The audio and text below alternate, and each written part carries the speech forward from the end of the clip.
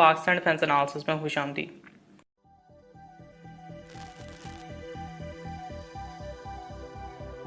19 जनवरी को Indian Air Force और फ्रेंच एयरफोर्स के दरमियान bilateral air exercise Ex Desert 921 जो है उसके ज़रिए तहत फ्रेंच एयरफोर्स का कंटिंजेंट जो है वो जोधपुर में मौजूद था।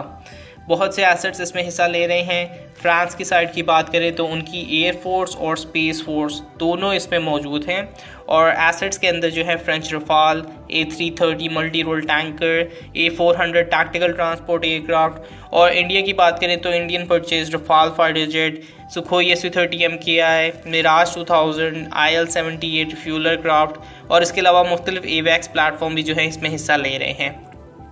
20 जनवरी को ये एक्सरसाइज शुरू हो गई थी और 24 को इस एक्सरसाइज का इख्तिताम किया जाना है।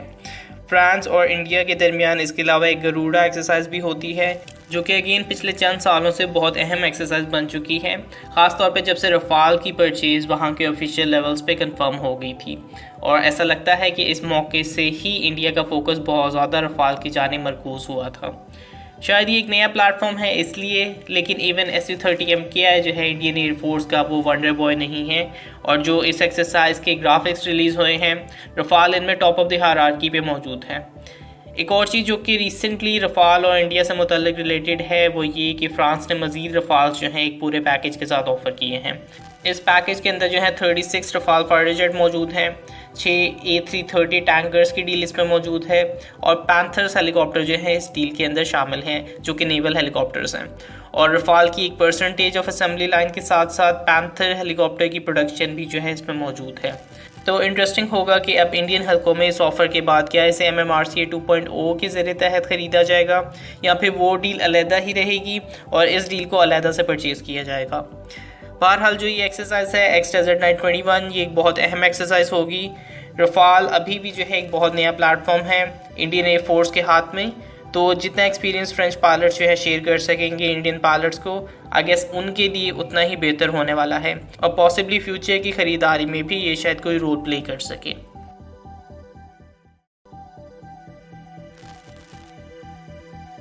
इट सीम्स लाइक कि पाकिस्तान आर्मी जो है HIT के ज़रिए तहत यानी हैवी इंडस्ट्रीज टैक्सिला के ज़रिए तहत जो है M109A2 सेल्फ प्रोपेल्ड हाउविट्ज़र या सेल्फ प्रोपेल्ड गन की तैयारी जो है वो शुरू कर दी है या रादर इसकी रीबिल्डिंग फैक्ट्री की शुरुआत की है जो HI की डिस्क्रिप्शन है उसके मुताबिक।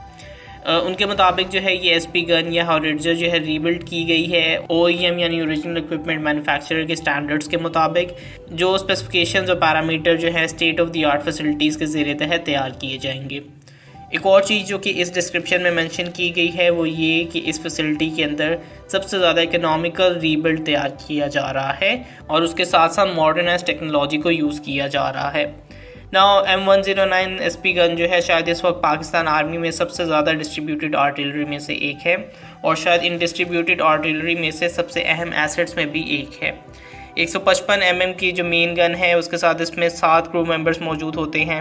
मैक्सिमम 4 राउंड्स पर मिनट जो है ये फायर करता है और सस्टेन में ये 1 राउंड पर मिनट जो है फायर करता है, जबकि इसकी रेंज तकरीबन 21 किलोमीटर के करीब है।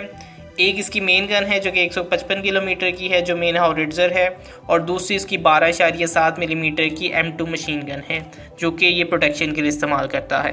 35 MPH की मैक्सिमम स्पीड है इसकी, 350 किलोमीटर की ऑपरेशनल रेंज है और ये M109A2 वेरिएंट जिसमें मेंटेनेंस, रिलायबिलिटी और अवेलेबिलिटी में जो है मज़ीद इम्प्रूवमेंट्स लाई गई थी, तो ये एक अच्छी खबर है।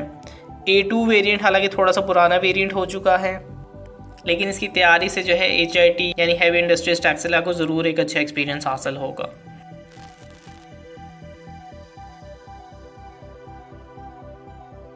ये शायद पहली बार हमें चाइनीज़ Chiton-C फाइटर जेट जो है एक कैपेसिटी में पाकिस्तान एयरफोर्स के अंदर शामिल होता हुआ नज़र आ सकता है।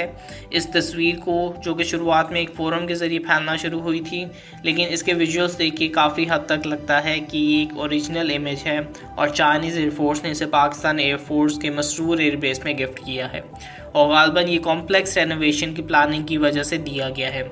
जो कि क्या है कॉम्प्लेक्स रेनोवेशन, इसका भी कोई क्लियर आइडिया नहीं है, लेकिन इसके लिए एक Chiton-C का ना सिर्फ मॉडल जो है देना बल्कि पाकिस्तानी कलर्ड मॉडल देना ये यकीनन एक बहुत बड़ा कैच है और इससे Chiton-C की उम्मीदें जल्द ही पाकिस्तान एयरफोर्स में होने के चांसेस बहुत बढ़ गए हैं। एक और चीज़ इसका सीरियल नंबर है।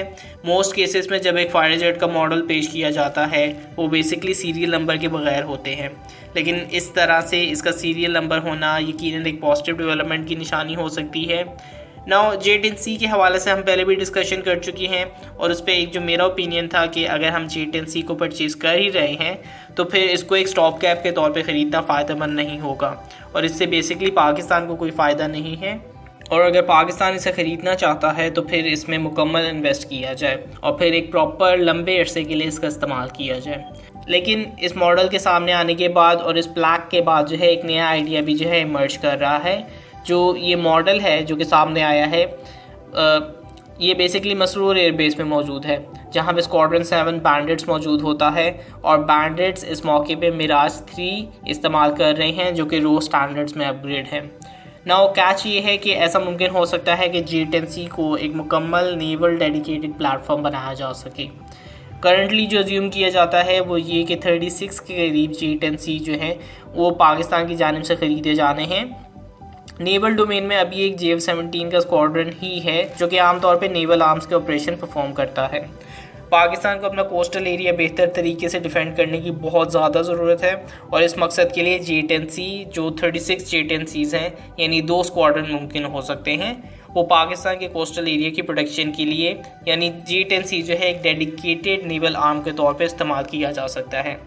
इसमें एक कन्फ्यूजन ये भी दूर हो जाती है कि जो बेसिकली सारे मिराज को रिप्लेस करने की बात हो रही है इंक्लूडिंग मिराज 5, हालांकि उसके साथ जो है मिराज 5 की अपग्रेड भी की जा रही है, तो इसके लिए जो है सिर्फ मिराज 3 को रिप्लेस किया जाएगा जो कि तकरीबन 58-59 की तादाद में है। आई एम नॉट श्योर कि उनमें से कितने ज़्यादा ऑपरेशनलाइज हैं, लेकिन उनके लिए 2 J10C के स्क्वाड्रन जो हैं वो काफ़ी होने चाहिए।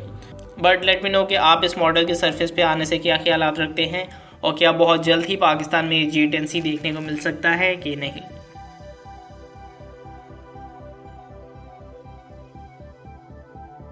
पाकिस्तान की मिलगम कॉर्वेट्स के हवाले से कुछ नए विजुअल्स और कुछ नई इन्फॉर्मेशन जो है वो सामने आ रही है। चंद दिन में इस्तांबुल क्लास फ्रेगेट जो है टर्की की जानिब से लॉन्च की जाएगी, एक बहुत ही अहम फ्रेगेट जो कि फ्यूचर में पाकिस्तान के लिए भी बेपनाह अहमियत की हामिल हो सकती है, चूँकि उसकी बुनियाद पे पाकिस्तान की मुस्तकबिल की जिना क्लास भी तैयार की जा सकती है।